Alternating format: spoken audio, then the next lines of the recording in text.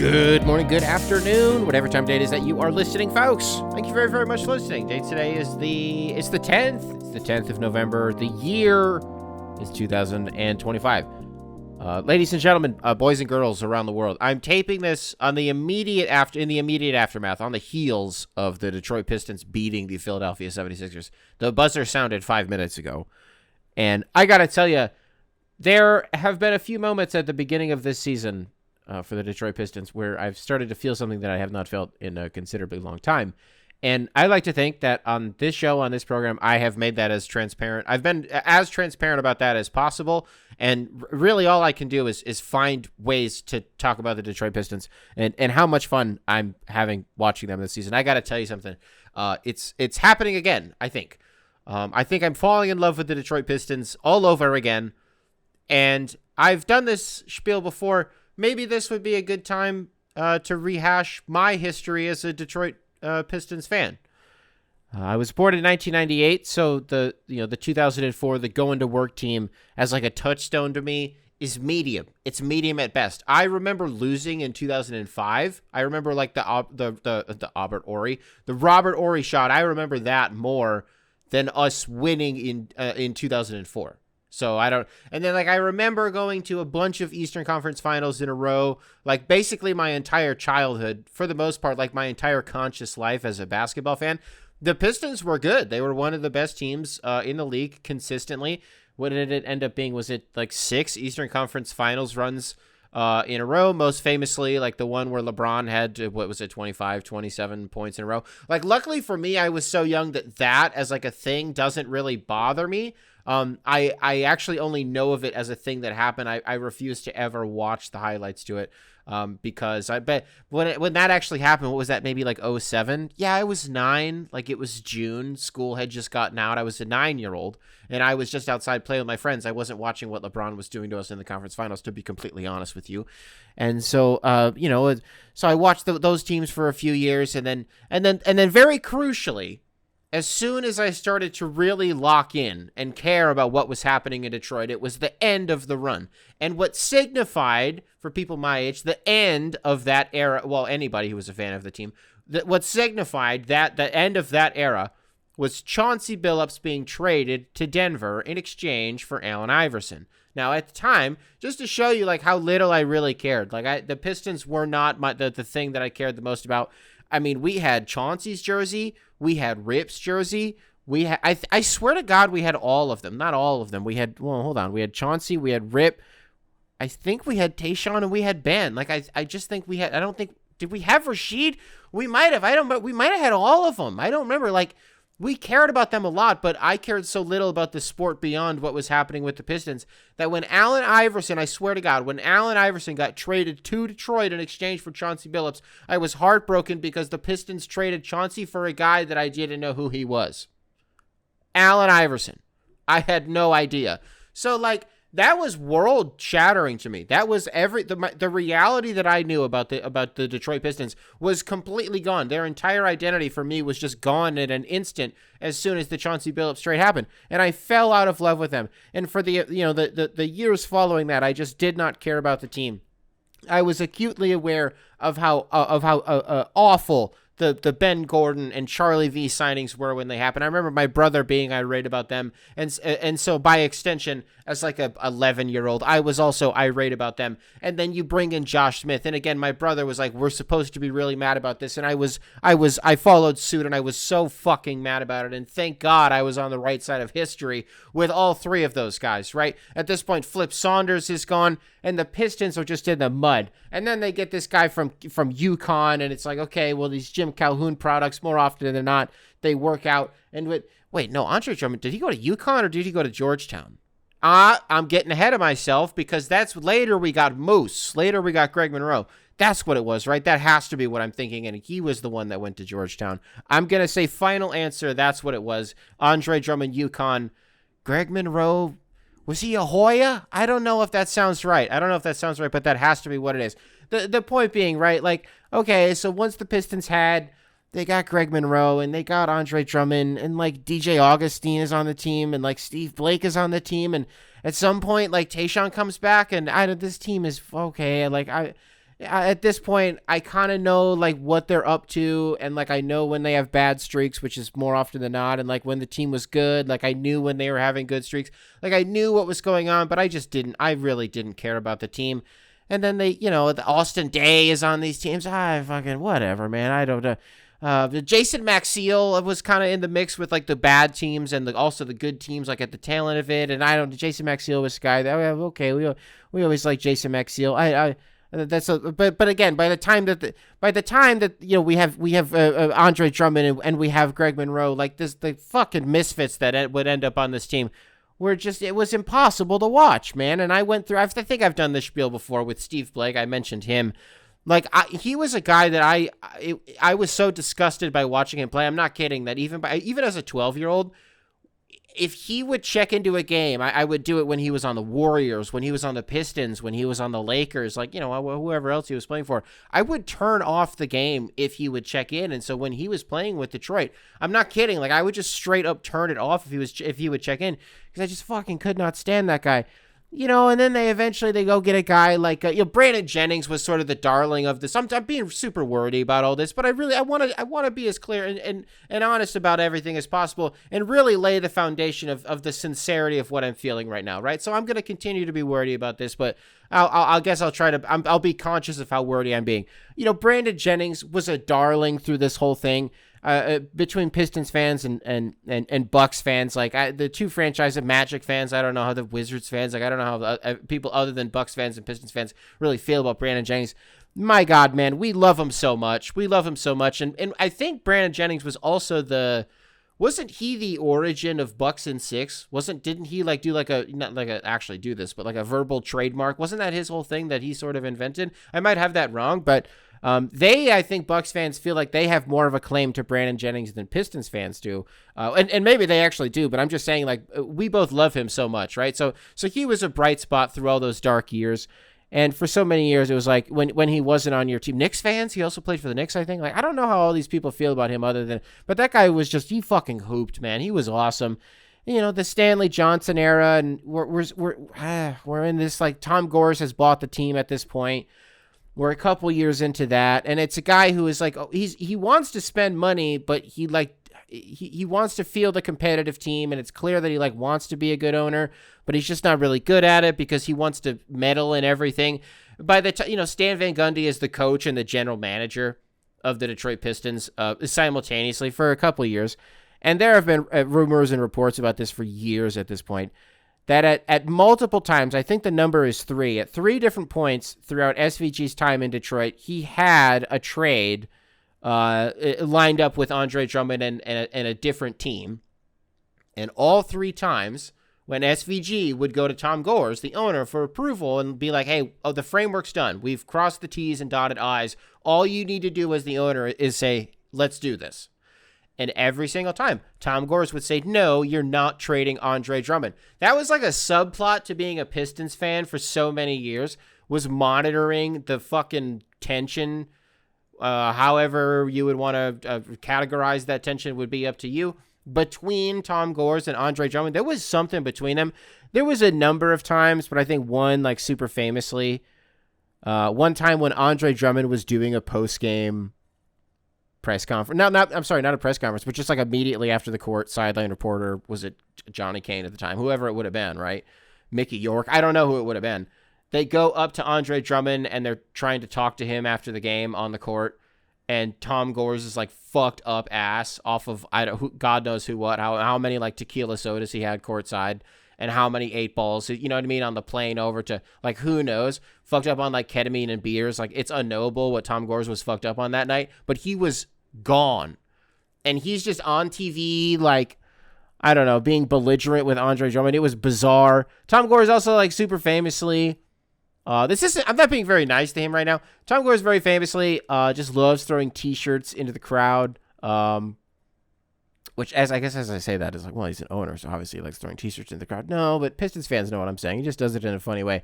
There's a funny clip of him using a T-shirt gun, and he shoots a fan in the face with it from a couple of years ago. Pretty funny.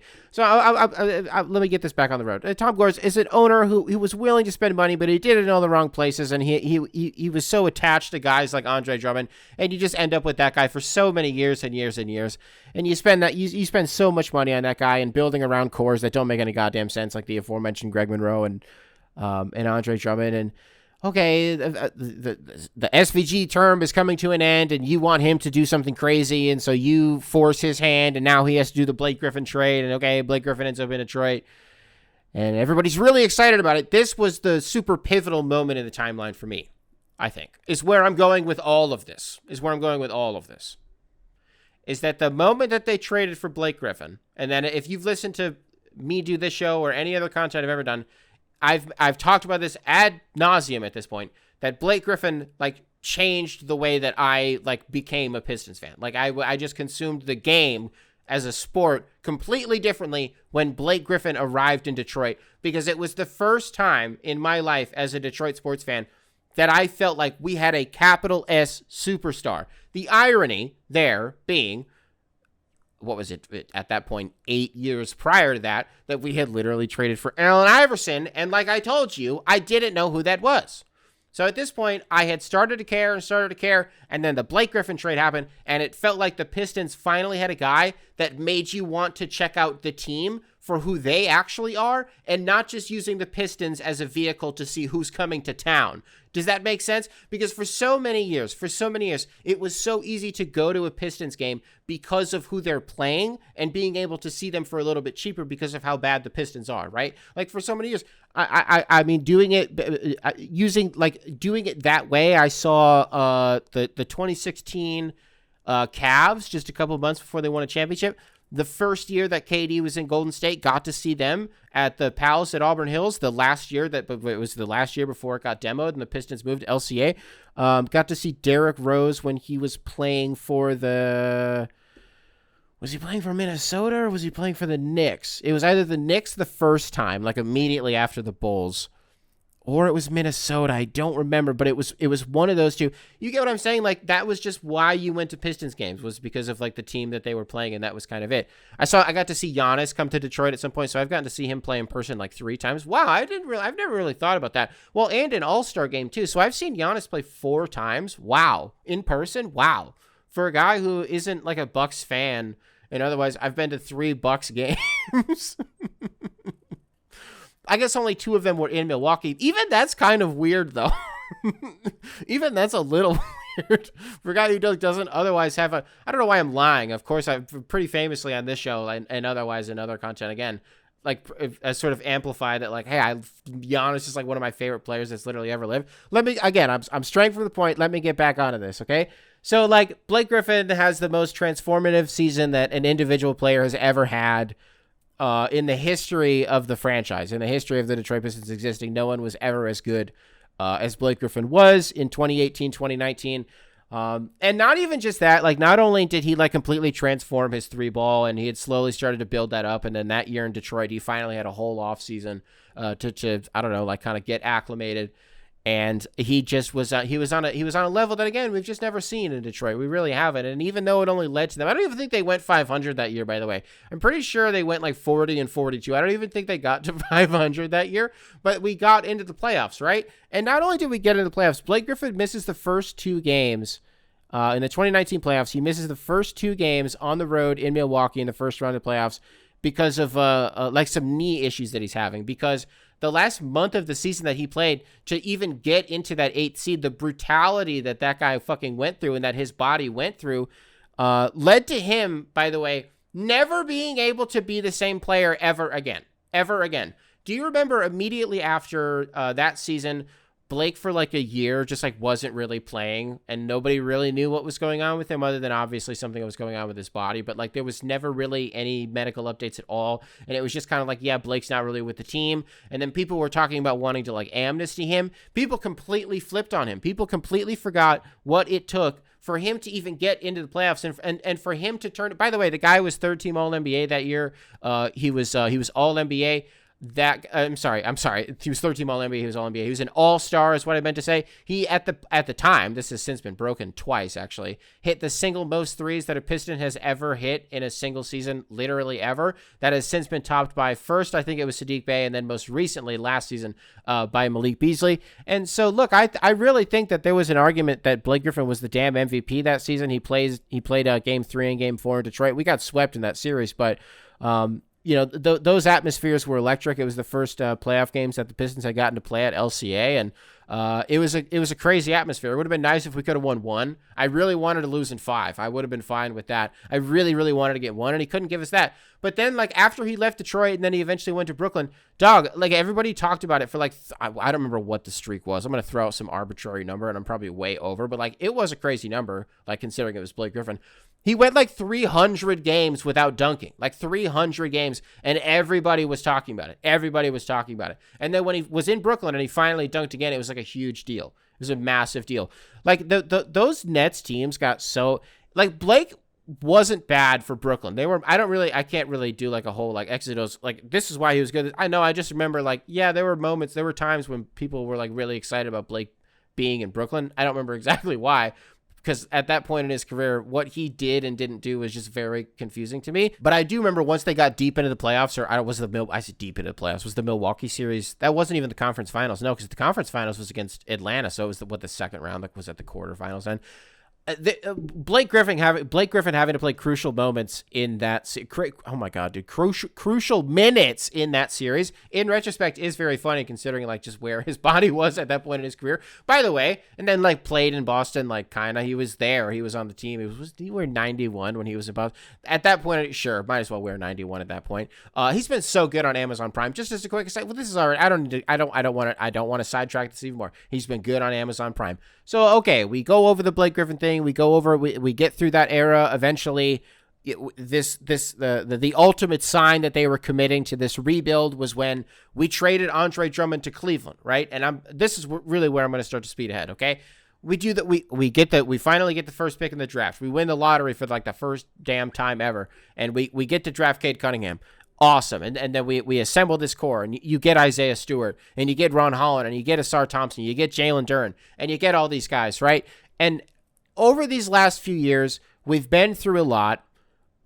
We most recently, we did go to the playoffs a season after we lost 28 consecutive games, which was the single most that a single team has ever lost inside of one season. I believe the record, the longest losing streak ever, I think was 29 games, I think we tied that. I think we may have tied that. And that spanned over 2 seasons, is why it's technically a different record. So I'm pretty sure we were tied with that. And then wasn't it Toronto, I think? I think it might have been Toronto that we beat. I was at the game when we lost 27 in a row. I was at that game against Brooklyn. I was sitting right behind the bench. I was also sitting a row in front of Dwayne Casey, and I was being a little nosy. I didn't say anything to him the entire game, and I watched everybody. There's a picture of me. There's a picture. I can't put it in the show, but there's a picture that my father-in-law took of me just like sitting, like essentially just hovering right over Dwayne Casey's head, because he was literally sitting like me to this microphone is how close we were.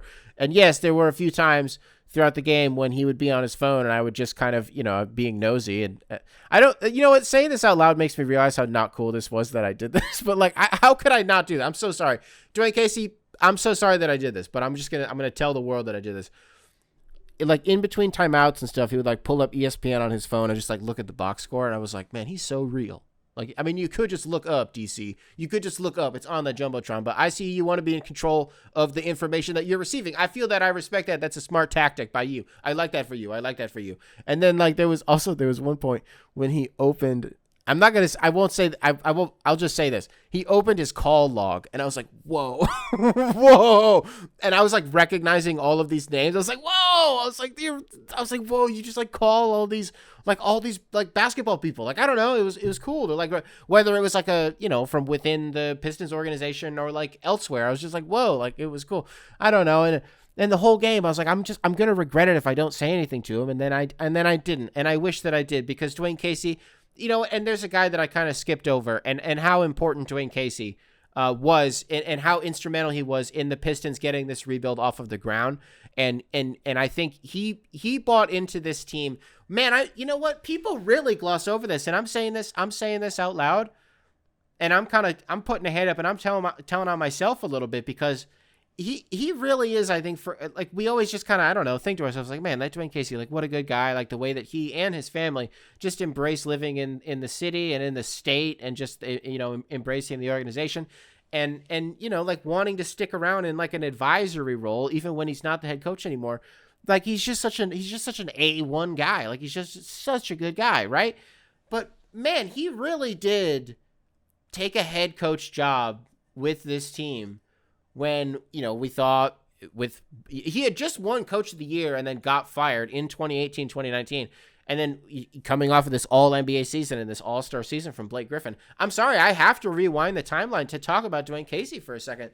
This is crazy, man. I don't think about this enough anymore, honestly. I really don't. Because we're so focused on the Monty Williams shit and like the recent history of like the last coach and how truly bad that was. But Dwayne Casey took over this team thinking that he was ready. Like we were like turning things up a notch and like we were ready to take the next step. You know what I mean? We thought Sekou Doumbouya was something that, you know what I mean? Like looking back on that, like Jordan Bone, like Frank Jackson, you know what I mean? Like these guys, we thought that Jeremy Grant, like, well, actually I'm moving a little bit too far ahead in the timeline there. But like, man, you know, and then to just kind of immediately have to fall into a rebuild. Dwayne Casey didn't sign up for the Pistons to do a rebuild. He didn't. But he stuck around for it.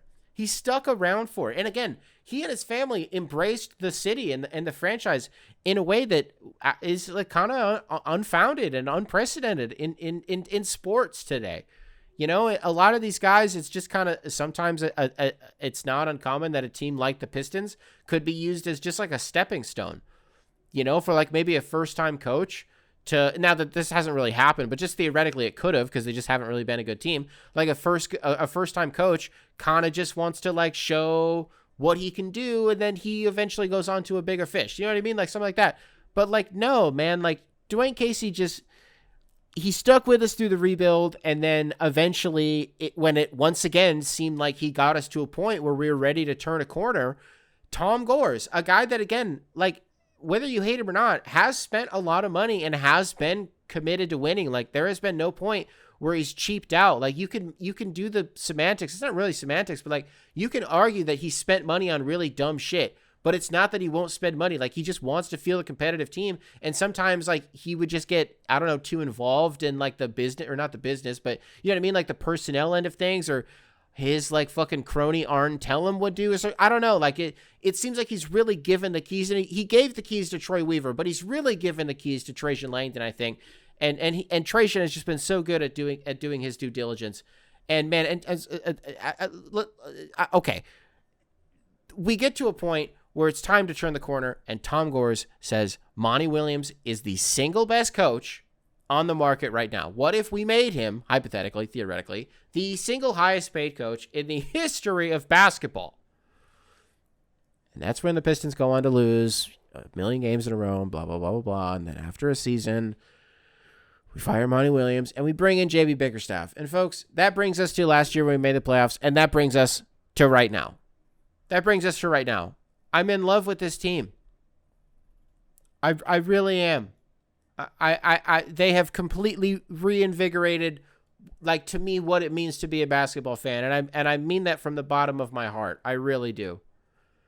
I watched this game that they just played as I'm taping this. They just played this game 30 minutes ago.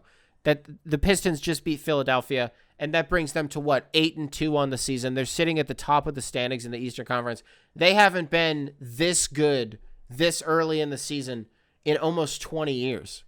If not 20 years. It's been 2 decades since the Pistons have been this good. You know? And it's not fluky. It's really not, man. I'm telling you it isn't. I'm telling you it's real, because they're playing an identity. They're playing with an identity. They're playing inside of a brand of basketball that is real and that is sustainable. And not only that, they're doing it while they're undermanned. They're doing it while the most crucial pieces that are supposed to help this engine run are missing games. They're injured or they're fouling out. Duncan Robinson fouled out. 17 points, by the way. 17 points, but still fouled out. Like, was really a non-factor in the second half because he had to sit out with foul trouble. And then at 30 seconds after he checked in fucking twice in the second half, he picked up a foul out of the game. Yanked him. You have to. You can't commit that many fouls, Duncan Robinson, even if you've scored 17 points. They haven't had Tobias Harris in what feels like 2 weeks. What is this, like 4 or 5 games in a row that he's missed now? Karis LeVert has missed a handful of games at the start of the season, has been really consistent in these last few games that he's actually played. Isaiah Stewart missed the game against the Philadelphia 76ers. He got banged up against Brooklyn just a couple of nights ago, right? Marcus Sasser, as of the day that we're taping this, he's out for at least 4 more weeks. At least 4 more weeks till that guy gets reevaluated. I think it's a hip injury that he's got going on. Jaden Ivey, we're coming up on that reevaluation. We're close. Ooh, we're close. We're so close. The week that we're taping this will be the threshold of when they said he's getting reevaluated. So by the end of this week, we should have an update on Ivy. Let's hold the Pistons accountable here and the medical team accountable here. By the end of the week, we should have an update on Ivy, right? These guys aren't playing. And the Pistons are still getting it done. They're relying on minutes from who's that kid from the drive? Jenkins. They're getting minutes from him. Bobby Klintman got some run against the Philadelphia 76ers. Love that for him. Javonte Green playing way bigger minutes for Detroit. He has to. Basketball Paul Reed. He's already every now and then going to be in the mix regardless, but he's like really had to step up in a major way. And he did. These supplemental guys that the Pistons are either getting in free agency or have spent the last few years, building up within this organization, within this roster, they're all coming through in a major way, and they're all playing together. It's crazy. The defensive identity of this team, and on offense, by the way, their ability to dominate the paint. Like, welcome back 90s basketball for real, because you have Cade Cunningham coming down the court, and he's orchestrating everything. Everything that happens within the Pistons offense is dictated by Cade Parker Cunningham. This guy's on a completely different level. He had 24 points. 24 points in the second half against the Philadelphia 76ers. He had 2 in the first half. George Blaha, God love him, man. He said, God bless him, man. He said in the first half of this game, he read a little graphic. He said this season, Cade Cunningham in the first half of games is averaging 7 points. In the second half of games, he is averaging 24 points. 24 points a game in the second half by Cade Cunningham this season. I believe as of this taping, he is at the top of the league in fourth quarter scoring. Top of the league.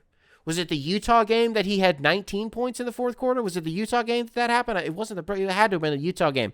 Brooklyn game, he has that nasty windmill. George Blaha calls every single dunk that ever happens ever a windmill, especially when it is not ever a windmill. He always calls it a windmill. And then when a guy finally does a windmill, George Blaha is like, the double clutch jam. George, damn it, George. Come on. Year 50. Hall of Fame broadcaster, the greatest to ever do it, George Blaha. Love him.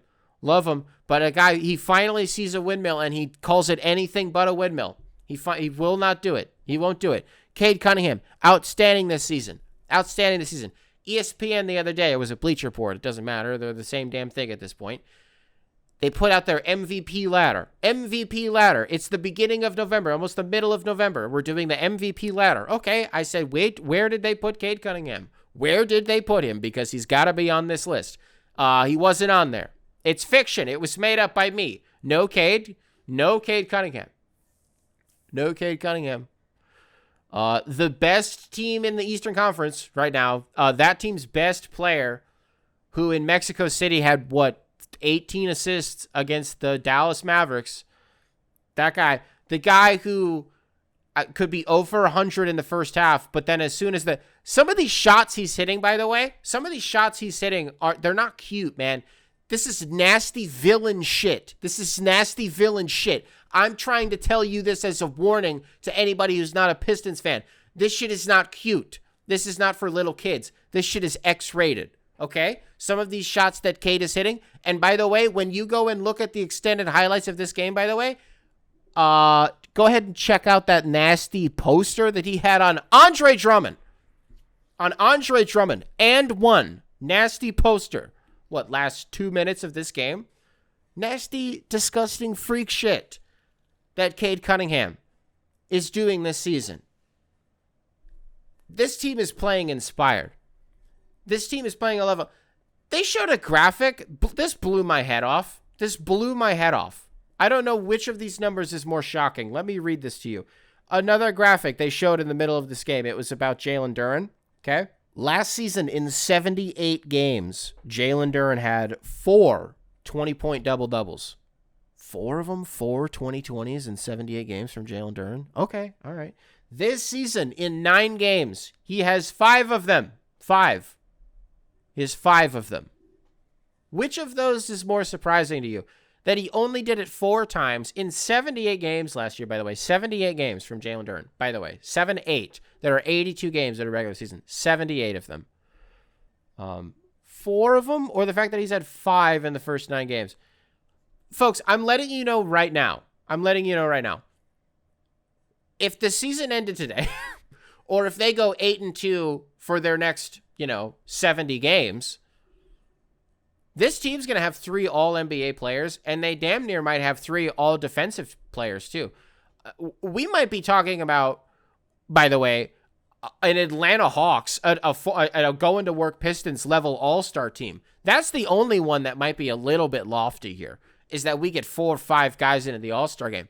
At this rate, with the way that this team is playing, this team is special, and they're getting it from guys. They're getting these massive buckets, these clutch buckets late in these games from guys that you would not otherwise think it. And Special K, Greg Kelser called this out on the broadcast too, and he was 100% right. Every single, every single possession for the last 2.5, 3 minutes of this game between the Pistons and the Sixers was between 1 or 2 possessions, and I think more often than not was between 1 or 2 points, right? And in those last 2 minutes, the Pistons are getting these clutch mid-range jumpers from Ron Holland and Asar Thompson. Asar Thompson has the ball. He's like about to shoot a 3, and then he puts the ball back down on the floor, takes like 2 or 3 dribbles inside the 3-point line, and then pop, knocks down these are tough buckets. These are disgust X-rated buckets. The one that Cade had to essentially ice the game was like just like a little 12-foot turnaround, but he went from not looking at the rim to 3/4 of a second later, the ball's leaving his hand, and the ball didn't even touch the rim. And then the Sixers, they had, 15 seconds on the opposite end of the floor, down 3, and they waited until there was a second and a half to get the shot off? Okay, all right, no, that's fine. If that's the way that you want to do this, that's completely fine with me. I love this team. I really, really love this team. I love what they're doing. You want to talk about the Sixers for a second? You want to talk a little bit about them? Yeah, and I don't want to, now that obviously it's easy for everything I'm about to say, it's easy to say that I'm about, it's going to sound like I'm pandering because it's like, well, we won the game, so obviously I'm going to say nice stuff about the Sixers. Well, no, to be fair, we've been, with Maxey and Edgecombe this year, we've already been nice about them. And even Oubre this year, we've already been nice about them. So I just cover my bases. I don't want this to seem like I'm pandering. I mean everything I'm about to say. You want to start with Andre? Actually, you kind of already did a little oral history on Andre Drummond with the Pistons. We didn't really talk about him that much, actually. Andre, I've become like, it's not that there's a soft spot in my heart or something. I just really admire the last few years of his career that I really believe he's trying. I really do. And, like, not even, like, me just, like, being a butthead or something. Like, this is by his own admittance, there have been plenty of points throughout his career where he very clearly did not care, and it just so happens, and it stinks, that all of those years came when he was with Detroit.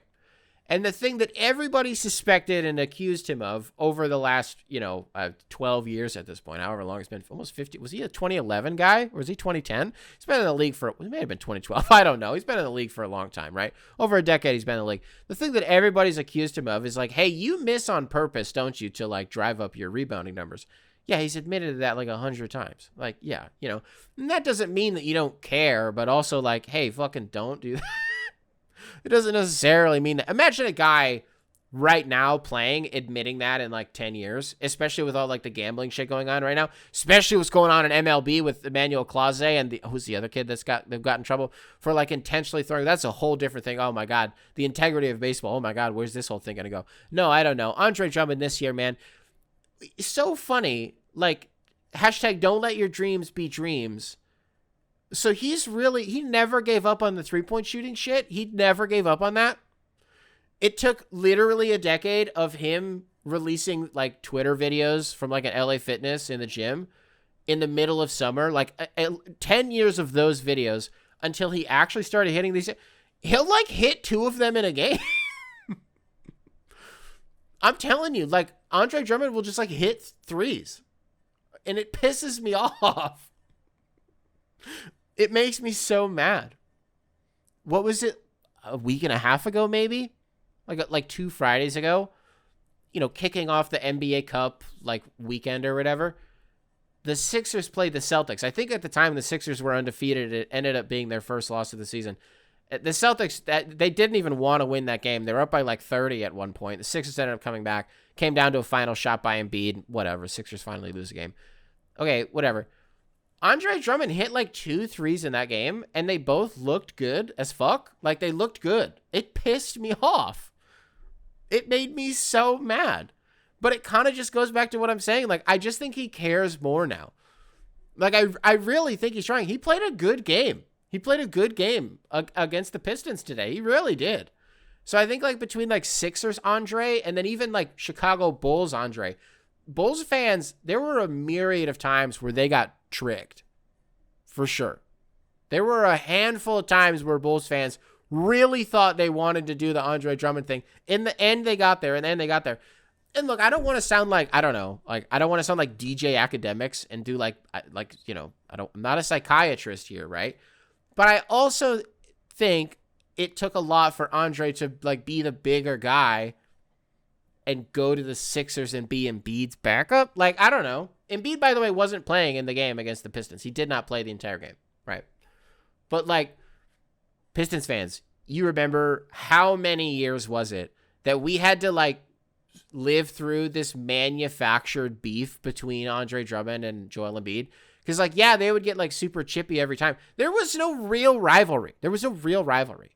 Andre Drummond would get sunned every single time that they played, and the Pistons would lose by 100.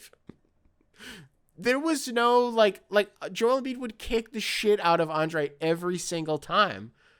But we had to, like, pretend like there was something going on. And, like, Andre would get, like, 1, like, putback or something, like, per game. And would just, like, mean mug the shit out of him. And we were supposed to be like, yeah, that's our guy. I'm like, no. No. That went on for years. And so, yeah, I just think, like, he had to have been conscious of that. Surely he's talked about this by now. Surely he has. But for him to, like, go to Philly, like, knowing, yeah, if Joel Embiid's healthy, like, I'm going to be playing behind him, right? I don't know. Like, I just think that's not nothing. I think that's cool for him. And again, I just think shows that, like, he cares more. I just think he really cares more. Outside of him, I just saw VJ Edgecombe, nothing, like, new to report. The guy is just really good. I think the take that I'm letting marinate, he didn't even have that great of a game against the Pistons. He had a really, really clutch shot at some point within these inside of the last 2 minutes. And I was like, if VJ Edgecombe would have walked that game off somehow, I would have been fine with it. If I would have been furious about it. I would have been fucking furious about it. But if it was him, you know what I mean? Like, I would have been like, all right, well, that's cool, I guess. No, I think where he might be the most valuable is when he's in the air. I just think his ability to, like, stay suspended, and as soon as he is airborne, he's up there for like 2.5 damn seconds. His body control up there is so good. People love to talk about his jump shooting. I really think, like, he and Maxey obviously are 2 players that to have both of them in the same front court, I fucking hate this. I always get this mixed up. To have those 2 guys, like, commanding your offense, and both of them being so supremely talented at playing downhill and from shooting, behind the arc. Like, they're a really fun team to watch. I don't know what exactly the record was, like what the game threshold was. Was it from, like, the first 5 games or something? Like, they were the highest scoring, like, guard duo in NBA history through the first however many games, like, they scored like 200 some odd plus points. Like, boy, oh boy, they're so good. And, even Kelly Oubre has been, there's just, I think, an extra little to Kelly Oubre this year. How about those Sixers throwbacks? And that's the real MVP from tonight. Yeah, just dynamite. Just dynamite. These black Sixers throwbacks. Just so good.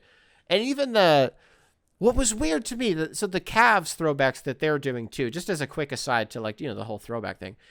The Cavs throwbacks, yeah, they look so good. They look so good. But they're like too real. I think they're too real. Like seeing modern day 2025 Donovan Mitchell in like a 2007 Cavs jersey, like, I don't know, like it just looks shopped. You know what I mean? Like, I don't know. There was a mental barrier that I just couldn't get over in them. Like, I just think I just need Big Z to come out. You know what I mean? Like these Sixers ones I can get on board with. I don't know why they just like, it's not that there's like a modern spin to them to like trick myself. I don't know, but on the whole throwback thing, it's really backfired on the Magic, which I think is too bad. Especially because that's just their uniforms. It's just the uniforms, which isn't a bad thing because they're like sneaky the best uniforms in the league. I think they are. The Magic went from having the perennial worst uniforms and worst branding in the NBA, and I didn't think it was close. It was them or the Wizards. Just the bottom of the barrel, the worst of the worst. Hated it. To like, as soon as you add the pinstripes, I'm back. I'm so back. And I love what Orlando is wearing this season, but the way that they're playing is terrible. And specifically Desmond Bane, but that's a guy that there's no way, right? There's no way that it's January. It's 2 months from now, and we're still talking about Orlando, and specifically the fact that Desmond Bane is averaging like 8 points. No, I don't think there's any way that happens. But okay, folks, that's enough hoops for today. I love the Pistons. You heard it here first. You seen this. You heard about this. I love the team. That is my favorite. I love them. You know who else I love? You know what other team is my favorite? The Detroit Lions. My favorite thing about the Detroit Lions is when they win games. And so you can imagine how good of a day that I had today. They beat the Washington Commanders by a lot. And Jack Fox did not see the field today. He might have with like special teams if he's like, I don't know, like holding the ball or is he place kicking? I don't care. We didn't punt the ball today. Didn't have to. Lions didn't have to punt today. Every single time they touched the ball, it was either maybe they did at the very end of the game once the twos came in. But when the game was actually being played, no, it was every single drive. It was either a touchdown or a field goal. Yep. Yeah. You want to know why? You want to know why that might have happened? Now, to be fair, what I'm about to say, let me qualify what I'm about to say with this. The Lions were going to win this game no matter what.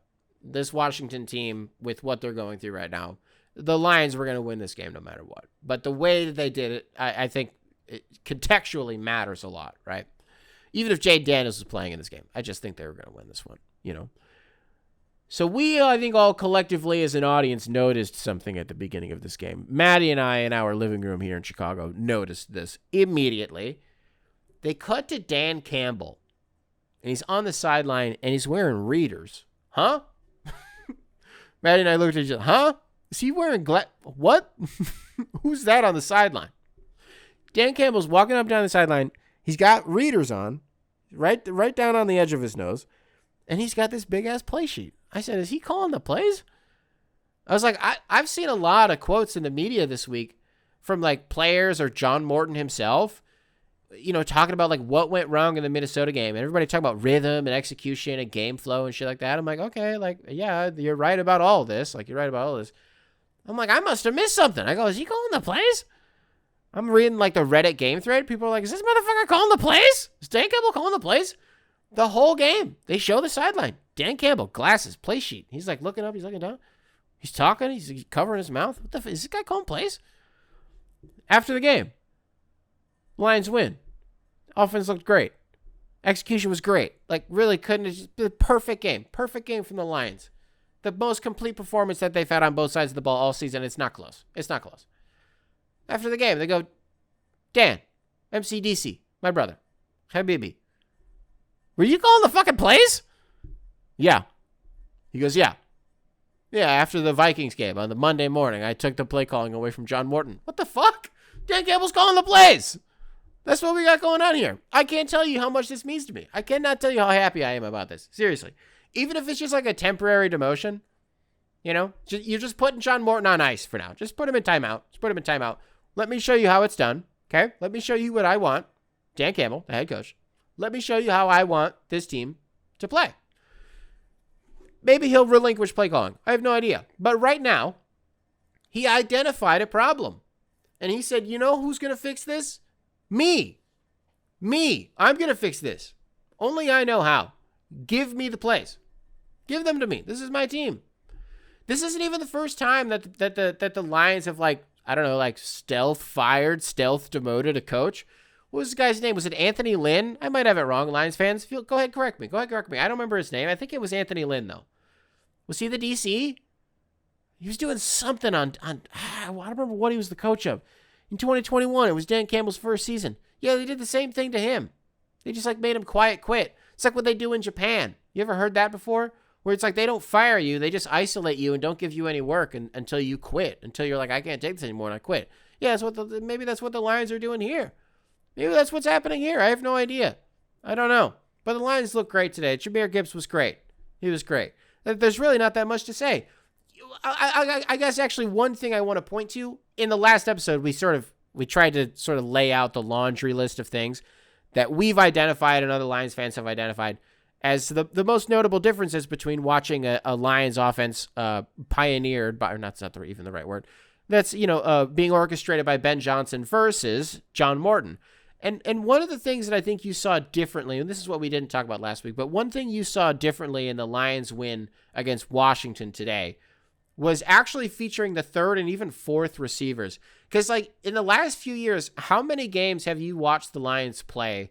And it's not just Amon-Ra and J-Mo and Sam Laporta and, like, Brock Wright. I need to throw him in there. But, like, it's not Jahmyr out of the backfield or Monty out of the backfield. Doug, like, Josh Reynolds would get in there. Tim Patrick would get in there. And this year, like, yeah, Tesla has had, like, 2 cool catches, and one of them was a touchdown, 2 of them were touchdowns. And, but they were in games that were kind of decided and didn't really matter. Like, he hasn't really been featured at all. Cully Freeman hasn't really been featured at all. It's literally just been Amon-Ra, barely J-Mo up until the last, like, week and a half. Like, barely J-Mo, Jahmyr Gibbs, and David Montgomery. Kind of Sam Laporta, too. Like, there was just no diversity in the offense. And I think today what you saw from the Lions, everybody got a touch, man. Everybody got touches. Everybody got looks. Ironically, except for David Montgomery. Monty kind of didn't until the game was already over, and they just had the twos in, and they were just kind of running the ball. That was kind of really all he got for today. But Jahmyr was doing his thing. You just feed the hot hand. That's just kind of the way that it goes. So, yeah, that's probably it, man. It was a good game, good return to form. Next Sunday is Sunday night against the Eagles. So I'm going to be miserable and not have fun at all for that one. And if we lose, I'm not going to be able to consume any media for, until they win again. So at least a week, because I'm not going to be able to stomach that. I don't want to play that Philly team. I don't want to play him on the road. I don't want to play him at all. I don't want to play him in prime time. I'm good. And there's maybe something else is I caught myself doing this today, and so I think I may have accidentally jinxed myself and the Lions as a byproduct. I realized to myself today, I haven't thought about the Super Bowl once. Since the season started, I haven't thought about the Super Bowl once. I have not thought about this team being there. I haven't thought about... And I was like, a year ago, and it was hard not to a year ago. They were, at this point, 9-1? They were killing everybody. They were killing everybody and scoring 45 points a game. How is I not, you know what I mean? No, I haven't this year. I know they're going to make the playoffs. Like, barring Jared Goff missing a game or two, and that completely, you miss he can't miss any time. Kyle Allen, I think, is way more survivable than, like, Hendon Hooker would have been. But there's just no way, barring, any major injury like that, this team's going to get in the playoffs. They'll be fine. But I haven't really thought of it beyond that, which, and this is kind of where I think I jinxed myself, I think is a good thing. I think that is technically a good omen because, I don't know, I just feel like it's when you would least expect it to or something like that. And I guess if I'm not thinking about it, then it means that I can't be, like, destroyed when it doesn't happen because it's not like an expectation or something like that. But now that I've consciously thought about it, now I'm kind of like, well, maybe now that, well, fuck, now I'm going to, you know what I mean? Now I've got it backwards. And now because it would have been a good omen, now that I've acknowledged it would have been a good omen, now we're not going to go to the damn Super Bowl. On the flip side of it, Matthew Stafford's in year 17. This trade is still working out for both sides. It's still working out for both sides. Year 17, people are talking about this guy as the MVP. He might be. He might be. Leading the NFL in touchdown passes. He might be. It's so funny what McVay is doing, though, because I fucking see what's going on there, man. I see what nasty, sick business this is. How many times this year has Matthew Stafford thrown the ball at the 1 yard line, inside the 3 yard line? How many of his passing touchdowns, of his damn 20 passing touchdowns, however many it is, are inside of the 3 yard line? I bet it's at least 6. I bet it's at least 6 of them. I love it. I love it. There's nobody whose numbers I want to get juiced more than his. So I love this for him, but I see what's going on here, okay? And I defended the Stat Padford shit for so long because it was so corny and it was so stupid when he was in Detroit. I never thought it was a real thing. But now I'm starting to look at it a little bit differently. You know what I mean? So let's just keep it real because I see what this is, but you just got to tell me that it is what it is. Also, I think him winning today against San Francisco, what's the stat that this is now the first time? He now, his win-loss record as a quarterback is now at 500. The win today put him at 500. Huh? We broke him how bad? We were so bad with Matthew Stafford that it took him until year 17 and what? Is this year 4 away from the Lions or year 5 away from the Lions? Year 4 away from the Lions. Which would have been, so 13 years with the Lions. It took him... And he was how far under 500 when he went to the Lions? Damn it, I'm so sorry. But he's won a Super Bowl since then, so it doesn't matter. He's won a Super Bowl since then, so it doesn't matter. And he beat Tom Brady in the playoffs that year. People forget that. People like to sweep that under the rug. That Matthew Stafford, on his way to winning a Super Bowl, by the way, against Wonder Kid Joe Burrow, who I have an interesting piece of gossip. When the Lions played the Bengals a couple of weeks ago, while the game was happening, Joe Burrow was dining here in Chicago while the game was happening. And I know exactly what restaurant he was at too. Have I said this on the show already yet? I'm getting deja vu. Have I said this on the show? Or am I just telling everybody in my life and I'm just remembering that? You were the only ones that I haven't told about this. I'm telling everybody about this. It's true. Joe, I know what restaurant you were at, too. I know.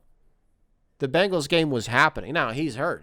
What would I want him to be at the game? I don't know. I guess it's just, unless you're here for treatment, it's just weird that you weren't in Cincinnati, Joe Burrow. You were here in Chicago. You were dining while the game was happening. I saw it with my own 2 eyes. I wasn't there, but I saw it. I heard about it. And so then I saw it.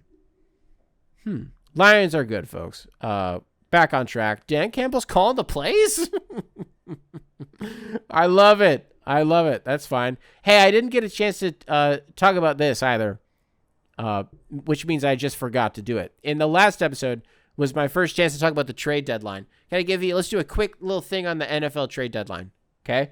The only thing that I have any commentary on is the Sauce Gardner trade. Okay. New York Jets trade cornerback 1 Sauce Gardner in a year that is completely gone and like whatever, it's gone. It's okay. It's gone. They trade cornerback number 1 Sauce Gardner to the Indianapolis Colts for 2 first-round picks and wide receiver, former second-round pick, right? A.D. Mitchell. Now, the first piece of commentary is this. The Colts just did the smartest thing I've ever seen in my life. And they just did something that I've never respected than anything I've ever seen any franchise in the history of sports do ever. The guy who at this point 3 weeks ago drops the ball at the 1 yard line and the ball goes out of the back of the end zone and it's touchback, or was it recovered? I think it went out of the end zone. It's touchback. Gets traded. He gets sent to Siberia. I've never agreed with anything more in my entire life. It is the one thing that pisses off everybody more than anything in football. It is the single worst play the single biggest nightmare that can happen to your team in football is you having a fucking knucklehead on your team who will drop the ball for whatever reason, I do not care, at the 1 yard line and it goes out of the back of the end zone and it's the other team's ball. Okay? I have always believed very strongly it does not, and I'm so fucking serious, it does not matter who you are. I don't care if you're the highest paid guy in the team. If you do that, I'm cutting you. You're off the fucking team. There's nothing. There's no excuse. There's nothing for it. It's sick, nasty, disgusting behavior. You're off the fucking team. And since he did that, he had been put on ice and they sent him to fucking Siberia in this trade. I could not agree with it more. I couldn't agree with it more. And there is no bigger sign. There is nothing that is more indicative of a serious owner and somebody who wants to get shit done than what's her name? Carly. It's a hyphen. Her name's Carly, right? Ursay's daughter. Carly Ursay Gordon, I think is her name. There's a serious woman. This woman means business. Capital B, bolded, italicized, underlined. Business. Goes and gets Sauce Gardner. I mean, reckless trade. Such a massively reckless trade. It's so fun because it's like, yeah, man. What are the Colts now? What are they? Are they 8-2? I think I'd be able to pull this up really quick. They're at the top of the AFC. It's them, the Patriots, and the damn Broncos. You know, people have been making the memes for the last like week or two that it kind of, you know, it's like 15 years ago all over again. Even the Steelers are kind of in the mix.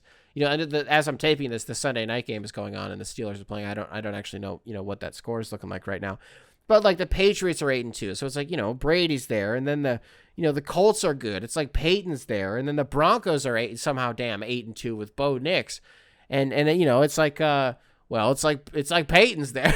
It's like Peyton's there. Or with the Colts, you could use like Andrew Luck or something like that.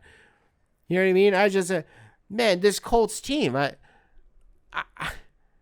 you're having like a season where, yeah, I guess you're playing with house money. Like if there's a year to go all in, sometimes your window is just like kind of like right in front of you and you just have to be acutely aware of it. And I think that's what the Colts are doing here. And just saying like, yeah, we'll mortgage the future and just say like, man, like Daniel Jones is having like the best season that he's ever had in his life and nobody really expected it. And coming into training camp, it seemed like it was kind of a coin flip who was going to be the starting quarterback between Anthony Richardson and Daniel Jones. And by the end of camp, like, okay, like it seems like pretty decisively it's going to be Daniel Jones. And he's really shown it this year, man. He's really shown it. And it's been shocking. And my biggest take, honestly, is, man, Jonathan Taylor getting to play for a team that's like winning games and playing in games that matter and like is playing for good. I just think he deserves it. I just think I really just, he's one of the most, if not the most productive back in football, you know, and he has been for a considerable number of years here. I just think as a guy who has kind of been a victim of the Colts in the last few seasons and their inability to navigate like the post Andrew Luck years at quarterback, which is how much can you even really blame that on them for? Cause like, you know, they got hit with a massive, just like uppercut when Andrew Luck just retired at the end of a preseason game when the Colts were, not Super Bowl favorites that year, but they had a pretty damn good chance at winning the AFC with Andrew Luck and that team. And then just in an instant, it's gone. And, you know, the fallout from that's really hard. And then there's just magically a year when they were supposed to win 2 fucking games the whole season. That we're now going into week 11. And they're 8-2. They're 8-2. Yeah, at the trade deadline, you know what? If we can go get a supremely talented player on defense and we got to, you know, we could why not? You know, fucking why not? This is what being an owner is for. And to see the fans' reaction, I just think is really exciting. Now, I don't know. When I say it's reckless, okay, well, that 2027 first. What are the odds that a year from right now, you know, whatever the Colts' biggest position of need ends up being? In this instance, it would be quarterback, right? Because if you're betting on Daniel Jones really being your guy and you don't have your first round pick next year either, okay, so you really believe that this is real with Daniel Jones. Okay, maybe it is. I don't know. Tyler Warren, so good for these Colts too, right? I don't know, but a year from now, what happens if you're 3-8? Like, if you're 3-8 and Daniel Jones has been healthy the entire time, and you'll be looking down the barrel of a quarterback class that is very, very talented, and you don't have your pick because you got like super trigger happy and didn't just like ride with what you had and what got you to this 8-2 point in the first place. You know what I mean?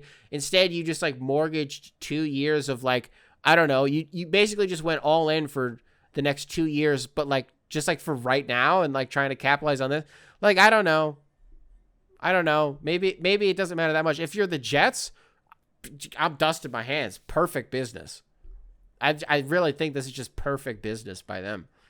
I don't know. He's not been the same guy this year. Super talented player. Just hasn't been the same guy this year. You got a chance to get a former second round pick, a receiver, super duper fast, got good hands, and 2 first round picks from a team that next year is not. They're not going to be good. There's no way. There's no way. I don't know how they're good this year, but they are. And the AFC is just funny. The AFC is just so funny because like even Bo Nix, like a guy that I don't know, man, is Bo Nix kind of giving like Mitch Trubisky a little bit, like a little bit. It's another thing, man. If we talk a lot at the top about like, hey, if you've listened to the show for a long time, if you've listened to this show for more than like 2 months, I at least 10 points in the last 2 months have brought up Bo Nix. At some point, I have, right? Probably when he was playing it was probably about when he was playing at Oregon. I don't know if there's a quarterback in the NFL not named Matthew Stafford or Jared Goff that I love more than Bo Nix. I fucking love that guy. Okay. But something's funny with him. There's something funny going on with Bo Nix. I don't know if it's like a progression thing. I don't know if it's like a footwork thing. And it kind of has to be footwork if you're just like sailing it. If you're just sailing, that's also like a chest thing and like, I don't know, like getting your shoulders square. Like that's just mechanics. That's just not like you're too fucking buff, Bo Nix. Like that's just bad mechanics, I don't know what it is. But that guy, when he sees ghosts, you're doomed. But you're not. Because he'll just like pull a rabbit out of a hat. Whether it's a Raiders game, that there's like a 6-drive span where like I think 4 or 5 of the possessions were 3 and outs. Nobody was moving the ball. The longest drive that the Broncos had, I think, in that Thursday night game was 11 plays, and they went like 30 yards and kicked a field goal, and I think they might have missed that field goal. So, man, is he just so funny, and he just kind of accidentally his way into all these wins. And when I say is he giving Mitch Trubisky? I don't know. Like it's hard to. Well, I don't know. The Broncos made the playoffs last year. Yeah, didn't they get murdered by the Bills? I know they lost to the Bills, but I'm pretty sure they got murdered by them, like 35-7 or something. I think they got killed. And at this rate, like they're gonna they're gonna do it again. I think. I don't know. There could be a massive collapse. I don't know. But 8-2, is it kind of like when the Steelers a couple of years ago were 11-0 and then like didn't win a game for the rest of the year? Is that gonna happen? Because like the difference is, I don't know. The Broncos have like a defensive player of the year in their secondary, I don't know. Bo Nix has been so damn funny this year. What a treat that Thursday night game was. I wasn't even watching it, by the way. I was taping this show when it happened. But I watched it, I don't know, like a 5-minute cut of the game. No, so funny. So funny. What else do we got for you guys today, folks? How about the Champions League? I meant to do this. This is another thing. I meant to do this on Friday. We spent the whole week watching a lot of ball, watching a lot of soccer. Champions League week. And the real match, I'll just start with this. The main one that I wanted to talk about, just give a little piece of commentary here. Liverpool, Real Madrid was real dialed for that one.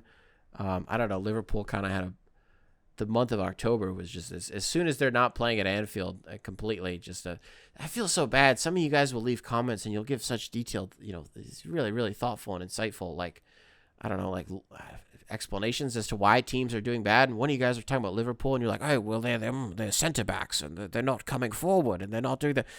And I'm like, oh, I don't have any of that. I'm just like, nah, they just look different today. I'm like, oh, this team just looks worse today. And usually they don't draw every single game and they don't lose every single game. Oh, okay. And that's just kind of been Liverpool for like the last month. And Mo Salah just kind of like doesn't look like the same guy. And so the way that I've sort of rationalized why Liverpool's been playing the way that they have and just, well, put it bluntly, just not playing well, is because I'm just like, well, there's a title hangover. That's what it is. It has to be a title hangover. That's just the way that I explained it in my head. So they played this game against Real Madrid, and they've been outstanding this year, and specifically Mbappe. Like, that's a guy that, is definitely, you got to keep an eye on in the early season Ballon d'Or watch list. Like, he's been scoring goals out of his fucking ears this year. No, I don't even think it was until... I swear Mbappe didn't get a real touch or a shot on goal until, I swear, like 80, 75 minutes into this game. Maybe a little bit earlier than that. But no, they kept him in check. And Courtois on the other end. God damn, man. I love to say what I love to say about damn Donnarumma. There's a meme going around in the Manchester City subreddit. I'm starting to see this now. There's a meme. It's like the Martin Scorsese, like the cinema, like that Martin Scorsese meme, cinema. But it's shit. What would it be? But it's Donnarumma's name, so it would be Cineruma. So it's Cineruma, and it's Photoshop Donnarumma's fan.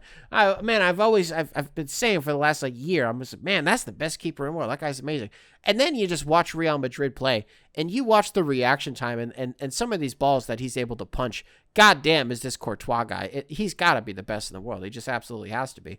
I don't know. It was a massive win, I thought, for Liverpool. I was kind of excited for them. I was like, oh, okay, that'll be nice for them to get back on track. And then I was like, well, no. And then they got to play the buzzsaw that is the Citizens. The day that I'm taping this, Sunday, this morning, Liverpool went to the Etihad and they got fucking embarrassed. Got absolutely embarrassed. I wasn't even able to watch the full game. I was only able to watch the first 20 minutes, and then we had to go to the grocery store. And then by the time we got back, the NFL slate started, and the game was basically over. And they were up 3. I was like, oh, okay, all right. I had to turn it off basically immediately after Holland missed a penalty, which I was so pissed about. He did end up scoring immediately after that, though, right?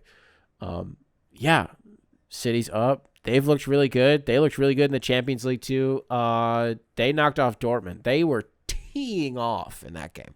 That was not even a real game. They were playing little kids in that game. That's another one. You talk about, being super late in the game until somebody gets a touch.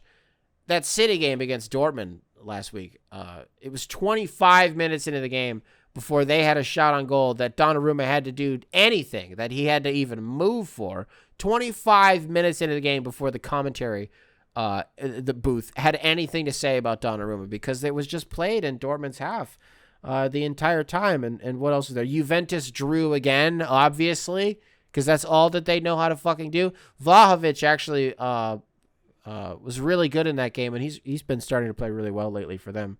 The PSG game, yeah, that was really funny. The PSG versus Bayern game. Was it Luis Diaz?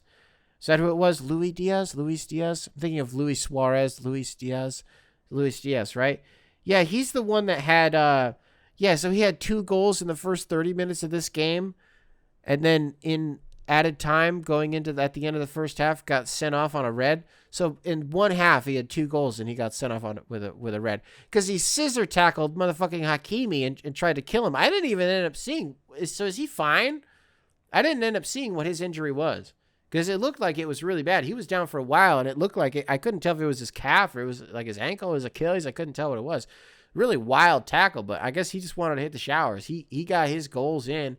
I turned it on 5 minutes into the game. They had a goal. I said, what the fuck happened here?